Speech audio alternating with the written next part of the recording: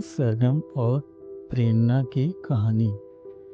सरगम एक चंचल और खुशमिजाज और बहुत ही समझदार बच्ची है। उसकी मुस्कान में ऐसी उजली चमक है कि उसे देखते ही किसी भी उदास चेहरे पर खुशी की एक नई किरण खिल उठती है। वह हमेशा नई चीज़ें जानने को उत्सुक रहती है। कभी चिड़ियों का घर देखती है, कभी बादलों में जानवरों की आकृतियाँ ढूंढती है। उसे अपनी कक्षा के सभी बच्चे पसंद है, पर उसकी सबसे प्यारी दोस्त कमलिनी कमलिनी बहुत सुंदर, भोली भाली और शांत स्वभाव की है। उसके हल्के घुंघराले बाल और बड़ी बड़ी मासूम आंखें हैं। बस एक बात थी जो कमलिनी को हमेशा परेशान कर देती। वह पढ़ाई में थोड़ी कमज़ोर थी। उसे सारे याद नहीं रहते थे। गणित में गड़बड़ हो जाती थी और कविता सुनाते समय शब्द उलझ जाते थे। लेकिन सरगम उसके लिए हमेशा एक छोटी शिक्षिका बन जाती। कभी सरगम उसे पहाड़ी गाना सिखाती, 2 एकम 2, 2 दूनी 4 ऐसे नाम याद हो जाएगा। कभी कविता सुनाती, ये देखो ऐसे हाथों से भाव बनाओ, कविता अपने आप याद हो जाएगी। धीरे धीरे कमलिनी को पढ़ाई में मज़ा आने लगा। दोनों की दोस्ती और गहरी होती चली गई। एक दिन पाठशाला से लौटते समय कमलिनी अचानक बोली, सरगम आज तू घर चलेगी, मैं तुझे अपनी बड़ी दीदी से मिलाऊंगी। वो इतनी मज़ेदार कहानियाँ सुनाती है कि तू सुनकर दंग रह जाएगी।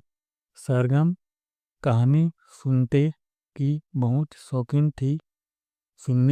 शौकीन थी। वह तुरंत उत्साहित होकर बोली, हाँ क्यों नहीं, चल अभी चलते हैं। दोनों हंसी खुशी रास्ते पर उलझती कूदती चल दी। रास्ते में पेड़ों की छाया थी, कहीं कहीं चिड़िया चहचहा रही थी और हवा में ताजे फूलों की खुशबू थी। सरगम बहुत प्रसन्न थी। नई जगह, नए लोग और नई कहानी। कमलिनी का घर बहुत सुंदर था। फर्श चमकदार, दीवारें हल्के गुलाबी रंग की और कमरों में फूलों की हल्की खुशबू। सरगम ने सोचा, कमलिनी का घर कितना प्यारा है। लेकिन जैसे ही कमलिनी उसे अपनी बड़ी दीदी के कमरे में ले गई, सरगम ठिठक गई। कमरा आधा अंधेरा था, खिड़कियां बंद थी। दीवारों पर अजीब अजीब डरावने चित्र लगे थे। लाल आंखों वाले भूत, लंबे दांतों वाले पिशाच, काले वस्त्र में चुड़ैल और खुरदरे नाखूनों वाली परछाइयाँ। कमरे में धूप का नामो निशान नहीं था। वातावरण ऐसा था मानो कोई रहस्यमय कहानी बस शुरू ही हो जाए। कमलिनी की दीदी एक कोने में बैठी थी। सरगम को देखते ही बोली, आहा, आज सरगम भी आई है। आओ, मैं आज तुम्हें ऐसी कहानी सुनाऊंगी कि रूह कांप जाएगी। सरगम थोड़ा असहज हुई पर बैठ गई। दीदी ने एक गहरी सांस ली और कहानी शुरू की। घने काले जंगल में एक खतरनाक चुड़ैल रहती थी। वो रात के समय बाहर निकलती, हवा में उड़ते हुए बच्चों को ढूंढती और जो बच्चा अकेला मिलता उसे अपने झाड़ू पर बैठा आसमान में ले जाती थी। वहाँ क्या वहाँ माँ के साथ दीदी की आवाज़ गहरी हो जाती रही थी। कमरे में अंधेरा और गाढ़ा गाढ़ा होता जा रहा था। दीदी अचानक जोर से बोली और फिर झट उन्होंने हाथ पटकते हुए कहा, वहाँ बच्चे को आसमान से नीचे फेंक देती थी। कमलिनी डरकर सरगम का हाथ पकड़े बैठी थी, लेकिन इस बार सरगम भी काँप रही थी। कहानी इतनी डरावनी थी कि हर शब्द मन में छेद कर रहा थी। रात को घर लौटकर सरगम ने खाना तो खाया, पर दिल भारी हो रहा था। जिस समय वह बिस्तर पर लेटी, कहानी के दृश्य उसकी आंखों में उड़ने लगे।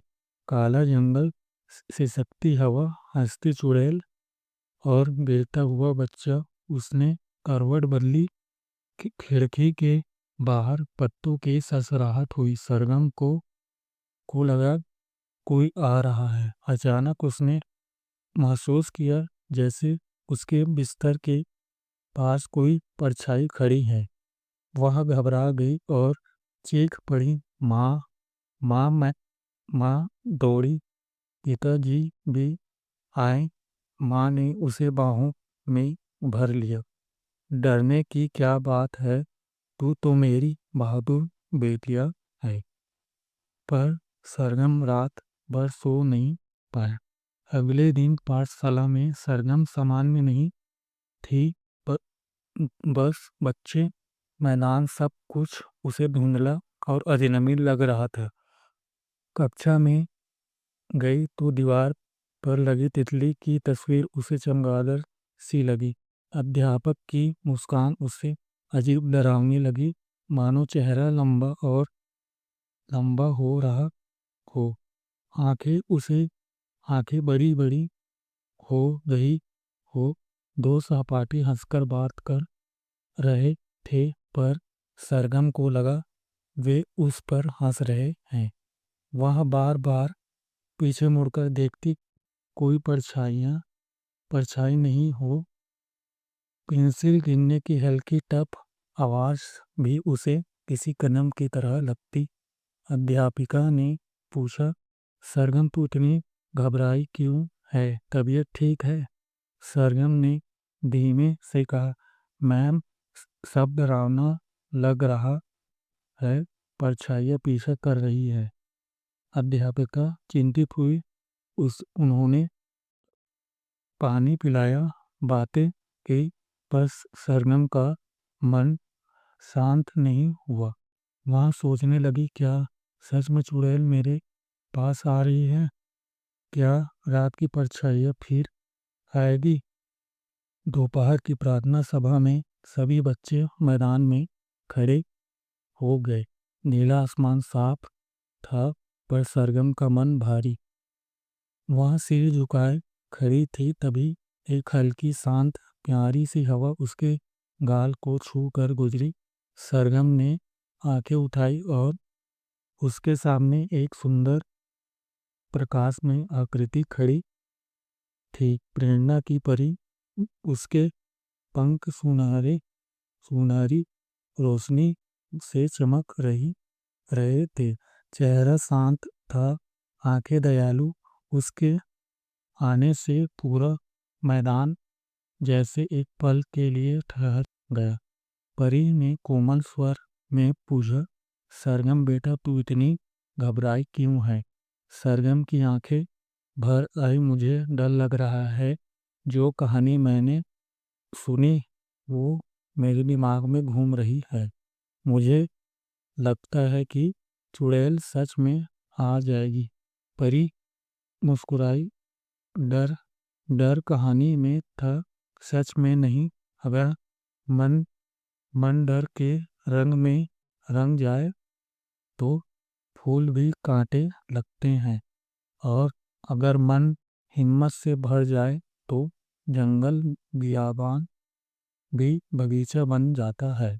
सरगम ध्यान से सुन रही थी, परी की आवाज़ उसके दिल में उतर रही थी। परी बोली, मन डर जाए तो दुनिया बदसूरत लगती है।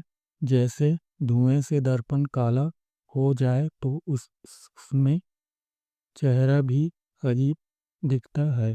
तेरा मन भी डर के धुएं से भर गया है। सरगम ने पूछा, तो मैं क्या करूं? परी ने जादुई छड़ी उठाई और उसके माथे पर हल्का सा स्पर्श किया। सरगम को लगा जैसे उसके सिर से कोई भारी बोझ उतर गया। परी ने कहा, अब याद रखना, जब भी तू डरे मन मन ही मन बोलना, मैं बहादुर हूँ। यह सिर्फ मेरी कल्पना है। फिर देखना, डर ऐसा भागेगा जैसे रोशनी से अंधेरा भागता है। इसके बाद प्रेरणा की परी धीरे धीरे सुनहरी किरणों में बदल गई और गायब हो गई। प्रार्थना सभा खत्म हुई। सरगम ने चारों ओर देखा। सब अब दीवारें सामान्य थी। अध्यापक मुस्कुराते हुए दिख रहे थे। बच्चे हंसते खेलते एक दूसरे से बात कर रहे थे। सब कुछ वैसा ही था जैसा पहले था। सरगम की आंखों में चमक लौट आई। उसे महसूस हुआ डर का धुआं ही हटते ही दुनिया फिर रंगीन हो जाती है। घर जाकर उसने माँ से कहा, माँ, कुछ कहानियाँ सिर्फ मज़े के लिए होती है, लेकिन अगर हम उनको सच मान ले तो वे हमें डरा सकती है। मैं अब वैसी कहानियों से दूर रहूंगी। माँ ने प्यार से उसके सिर पर हाथ फेरते हुए कहा, बहुत समझदार हो गई मेरी गुड़िया। अगले दिन सरगम फिर कमलिनी के घर आई गई। कमलिनी बहुत खुश थी कि सरगम आई है। कमलिनी के दीदी कमरे में बैठी थी। सरगम ने धीरे से कहा, दीदी, आपकी कहानी बहुत रोमांचक थी, लेकिन छोटी बच्चियों को डर भी लग सकता है। क्या आप अगली बार ऐसी कहानियाँ सुनाएगी जिसमें बहादुर हो उसी बहादुर हो, हंसी हो, सीख हो? दीदी हंस पड़ी।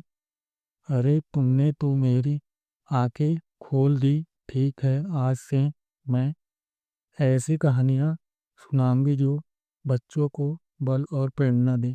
कमलिनी खुशी से बोली, हाँ दीदी, परी कहानियाँ जादू, हिम्मत और दोस्ती वाली। सरगम मुस्कुराइए।